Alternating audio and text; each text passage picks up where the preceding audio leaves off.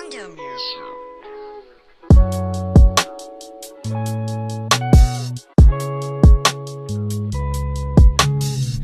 What's happening, everybody? Today we're going to be reviewing the Tamron 28-75 2.8 zoom lens. So we're going to pick up on a few different topics and figure out whether it's still worth buying in 2019. One of the first things we're going to talk about is the size and the weight of this lens. It's pretty good. It's not too big on the body, it's not very top heavy. Barrel extension isn't too big.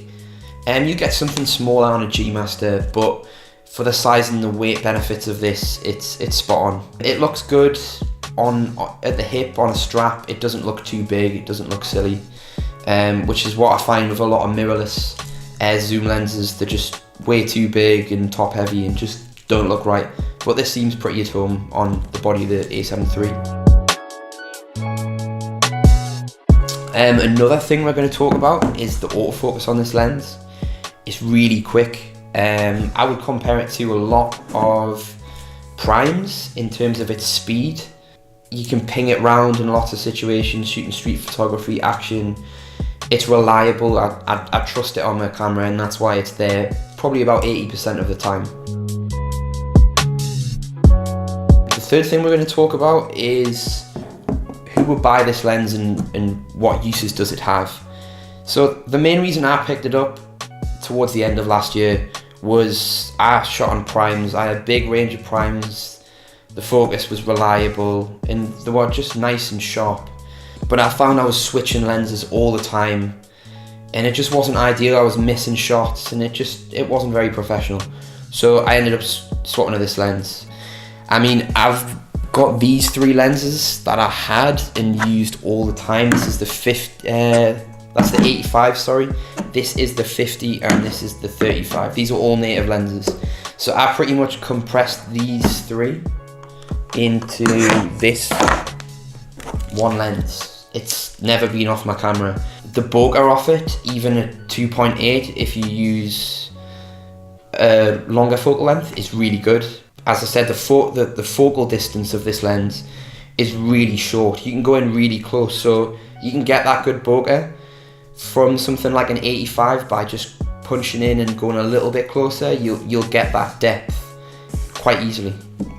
But yeah, if you're looking for something that's all-rounded, it isn't too expensive, I would definitely say this is something that you should be looking at, and why I looked at buying it for a long time. The other thing I think we should talk about is the 2.8 aperture being useful on a zoom. I mean, a lot of people say that they would buy the F4 version. I mean, for pretty much the same price, it is a native lens, but I would much rather have 2.8 over F4.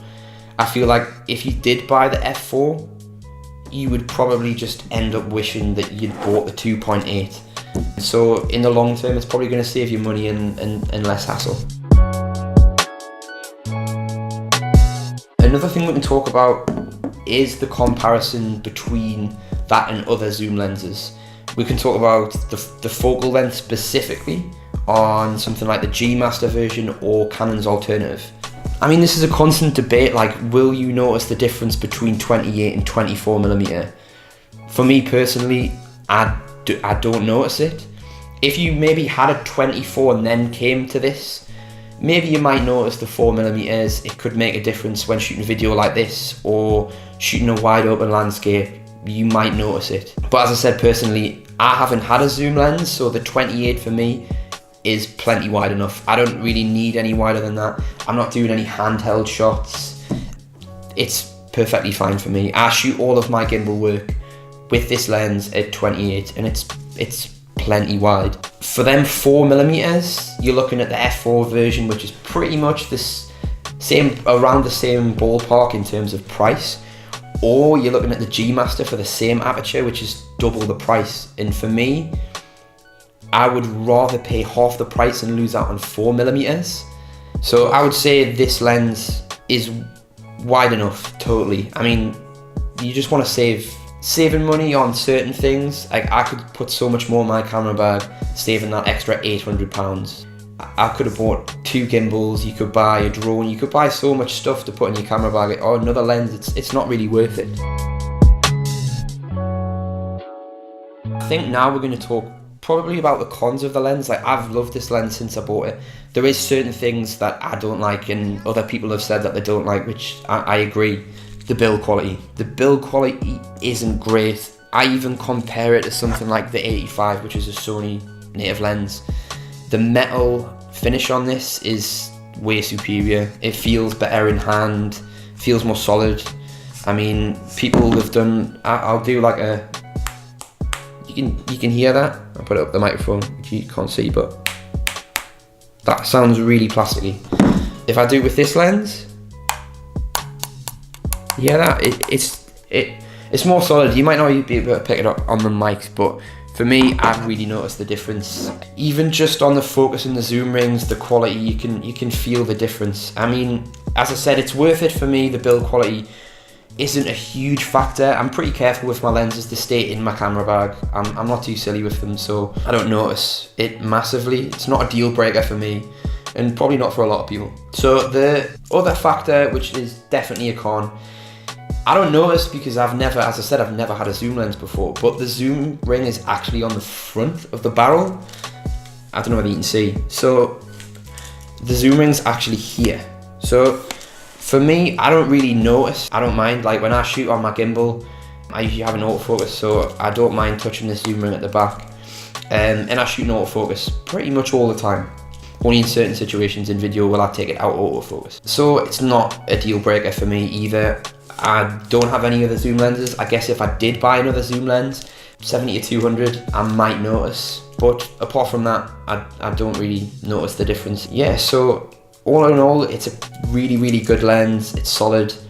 It's worth buying. If you look at the difference in the price between the G Master and this lens, I've seen a lot of reviews and a lot of images of people saying that this has a sharper outcome in terms of the imagery. I mean, people say that it's too sharp, but I mean, what's that? Like, to me, like, I want my images to be sharp and I want them to be punchy, so I don't really mind it being too sharp. Maybe the difference in the bokeh you might notice, and maybe that's what people are talking about. The bokeh isn't as buttery as maybe it might be on the G Master, which is understandable. It's way bigger at the front and the barrel's a lot bigger, so that's to be expected, in the difference in the price point and the quality of the glass. But just to summarise, I think this is a really good pickup to get.